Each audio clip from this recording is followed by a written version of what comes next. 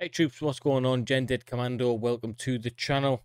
My name's Ryan and I'm a former Royal Marine from the United Kingdom, and today we are going to be reacting to something very different. Alright, we've never reacted to anything like this, but I've just stumbled across this video and I did a Google search on him.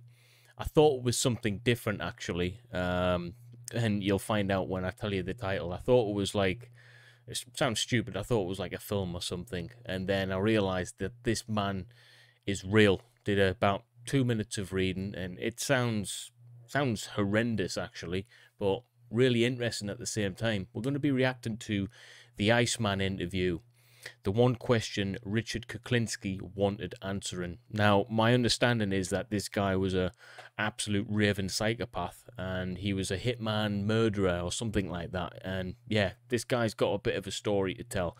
But the interviewer is like ballsy as hell, and he asks him this question. And I want to find out what it is, because you got to be pretty tough for yourself to ask these kind of individuals questions, guys. So this is going to be a good one today. I really think it is. Before we get into it, press that like button, subscribe to the channel if you haven't done so already, and share the content with your friends, guys. And I just want to say thank you to everyone who has done that so far. We less than a year old on the channel, and we're at nearly 100,000. We might even be at 100,000 or very close to it at the time of this video coming out. So thank you guys. I love you all, and I genuinely, from the bottom of my heart, really do appreciate all of the support. Let's get into it. Well, why don't we turn the tables here and you interview me? I'll answer your questions. Interesting. Just so happens I might have a question for you. Hey guys, he's got that kind of voice, hasn't he? That monotone, psychopathic voice. You know, they've got that monotone voice, haven't they? That guy who's asking the questions, I don't know if he's like a psychologist or something, but he's ballsy, man.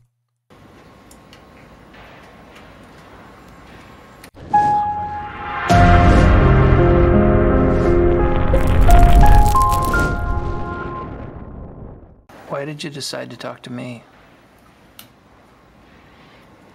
Well, basically, I think I decided to talk to you would be so I could find out more about myself, since I don't know the answers, and you are a person who is highly qualified to give me answers, possibly, of what's going on.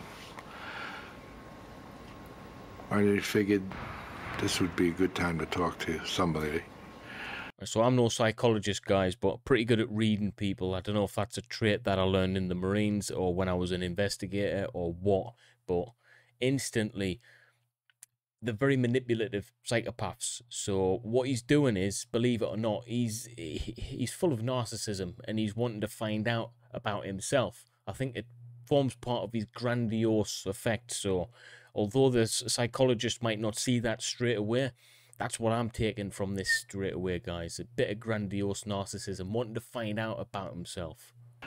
Like you. Or you know. Well, why don't we turn the tables here and you interview me? I'll answer your questions. Interesting.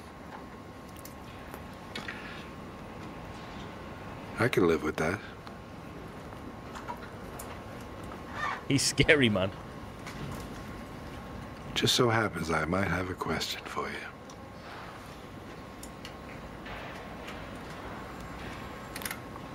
He's intimidating as well. What do you think? He doesn't care one bit. He's hard as nails, this guy. About me? Anything good, bad, or indifferent? Yeah, some of each. The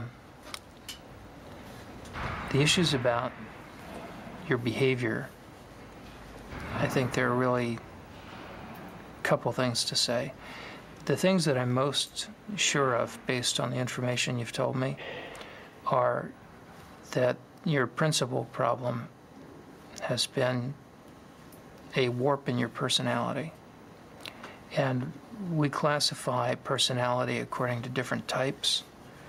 And there are two types of personality features that you have a great deal of.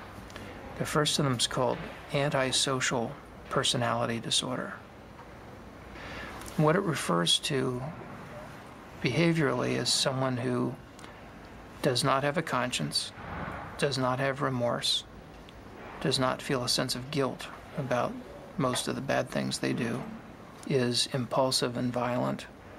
The typical things we see before age 15 in people who earn that label are cruelty toward animals. Yes, that's a big one, that, isn't it? Cruelty towards animals, especially in like the children's age. It's a strange one. Is that a genetic thing then, or what? Cruelty toward people. And an awfully interesting part of that condition is that we've got a little bit of knowledge of what causes it and where it comes from. And that's where there's some good news and some bad news. The bad news is that part of where that comes from is hereditary. That there's a genetic basis to being a fearless person. Wow. That opens up a lot of questions then for, I mean, the career that I kind of did for a period of time, the military. I met a lot of fearless guys, totally fearless, not scared of anything. And I mean it, not just saying they weren't scared. They generally weren't scared. I've worked alongside them. I can't really say that for myself, all right?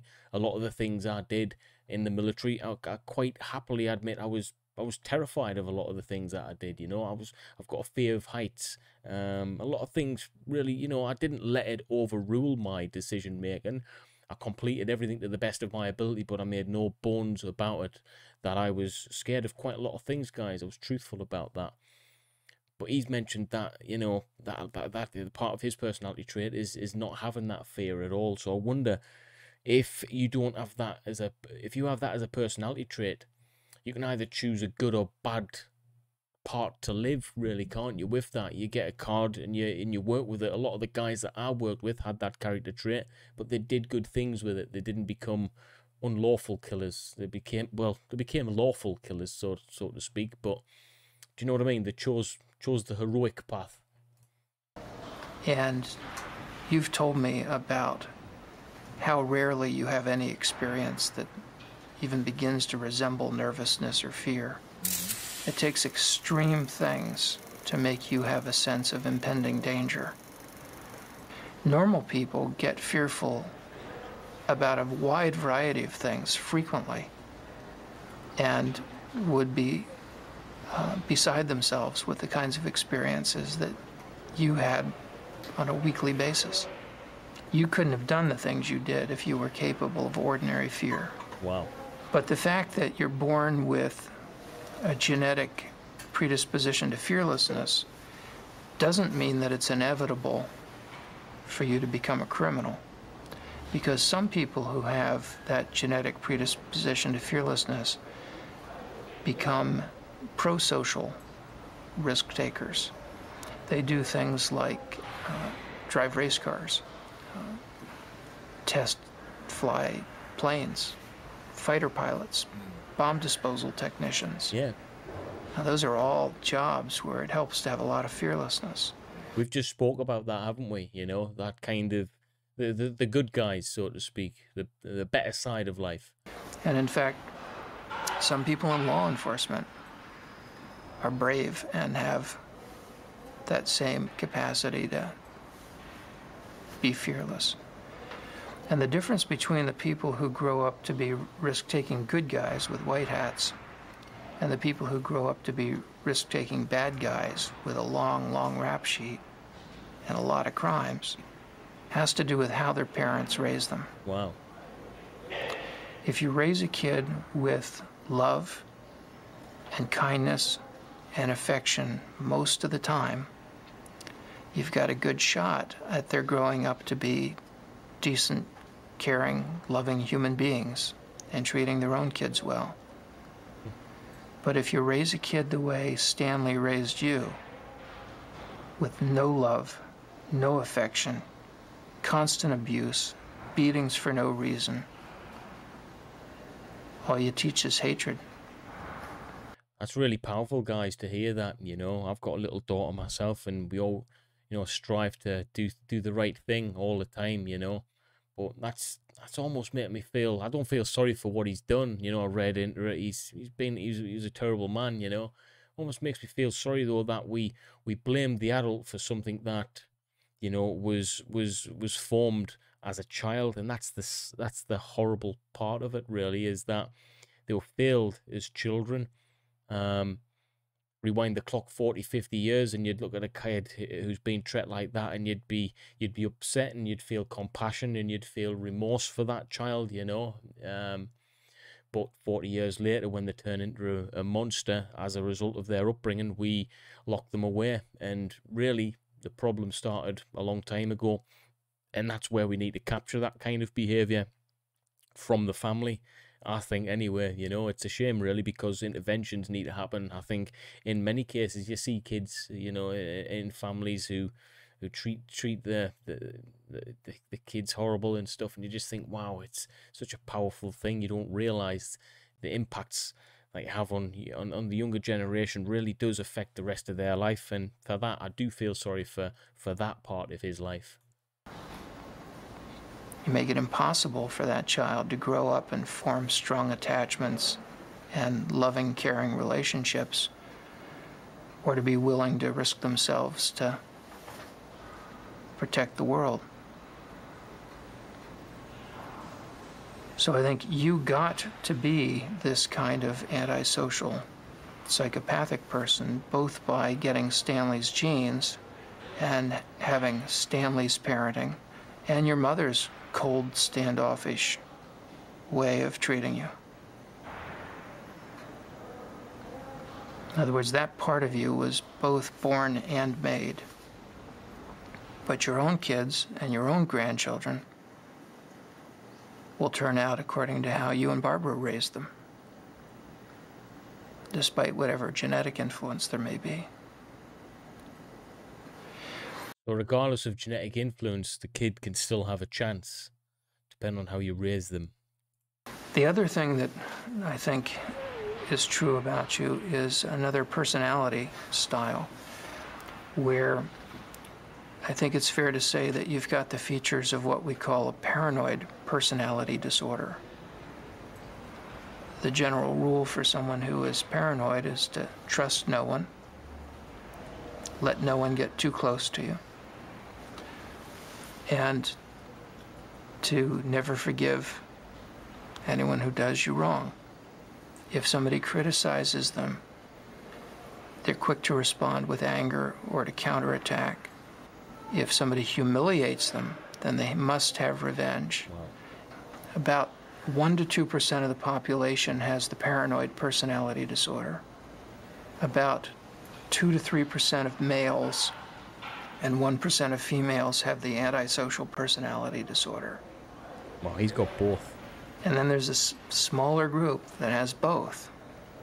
And it was having both that allows you to have this career that you've had, and that allowed you to profit from your capacity for a completely emotionless, fearless, remorseless hit. By being free of any conscience, and also free of friends and of people who could bring you down, you were able to have a very long run as a successful contract killer. Wow, that's scary, man. That's scary. He'd born with 2 major character flaws, harnessed by a horrendous upbringing, which turned out, you know, enabling him to be a contract killer, a hitman. I mean, even looking at him there now, no remorse, no nothing. He's articulate enough to understand what the guy's saying, and he's receiving that information. It's going in, he understands it, but it does nothing for his emotions, guys. He hasn't got none. Which is quite unusual. And you wouldn't have been able to do that had you not had both of those personality flaws. In your line of work, they turned out to be major advantages, kind of preconditions for a successful career. Really interesting, that, isn't it? Preconditions for a successful career. It makes me wonder, for other careers out there, is personality traits the key thing to be successful in any career you do? I mean, let's just look at YouTube. What kind of personality traits do you need to have to be successful on YouTube? I mean, naturally, believe it or not, I'm quite a, what's the word? Quite a, I've got friends and stuff, but I do like my own company more. And although I can talk to you guys, you know, sometimes hundreds and hundreds of thousands of views, hundreds of thousands of people per day, you know, I don't really like to interact as confidently in real life with many people. It's strange, you know. But yeah, character traits, flaws definitely forge the careers that we are doing.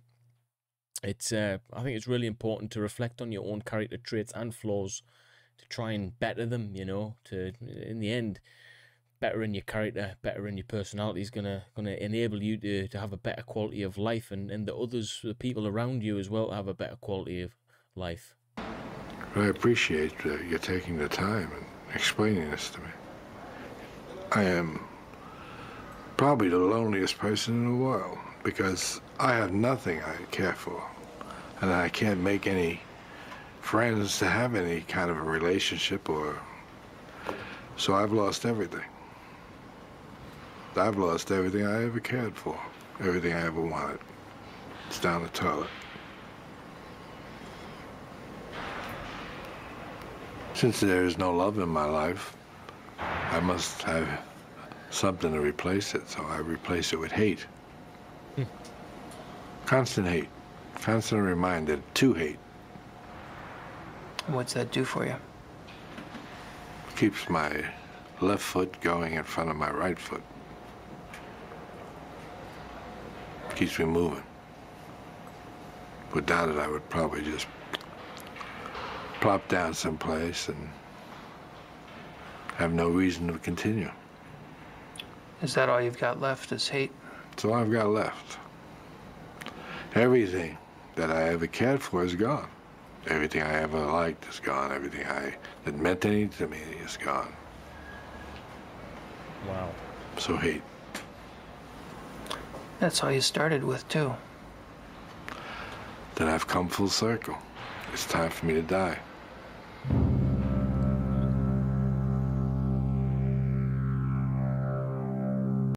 Wow. Right, okay, so that end bit really, yeah, that's pretty freaky, guys. He's come full circle. It's time for him to die. That was, I don't know what to make of that, you know. I read, like I say, I read a bit about this man beforehand, and obviously he was a contract killer, a hitman. He committed many different crimes and stuff like that, and he's obviously quite a cold individual. Got a little bit of a snippet of him there. I wonder if there's any other videos I can react to that. In fact, the interview itself, because I believe that was at the end of the interview where he asked that question, which really kind of freaked me out a little bit, you know. He's I'm not buying into this, you know, how can I put it? He's sad at the end and stuff, and he's trying to get the interviewer on side. Look, I've got nothing left. Everything I cared for is gone, blah, blah, blah. Because this guy did some horrendous things to people. Again, that's part of the manipulative character flaw that these individuals have, you know. So, I don't know. If you like this kind of crime type stuff, you know, that we're reacting to, I'll do more, guys. Just drop some suggestions in the Discord, and I'll keep on doing it. If you like this kind of thing, if there's any better videos or anything, then let me know about it, guys. But please drop a comment below if you what you thought about it, you know. Have you ever met someone like this in your life? I don't know. You know, these guys and girls are all around us, really, aren't they? But before you go, like, share, and subscribe to the channel. And I'll see you in the next one, guys. I really do appreciate you. See you later. Bye-bye.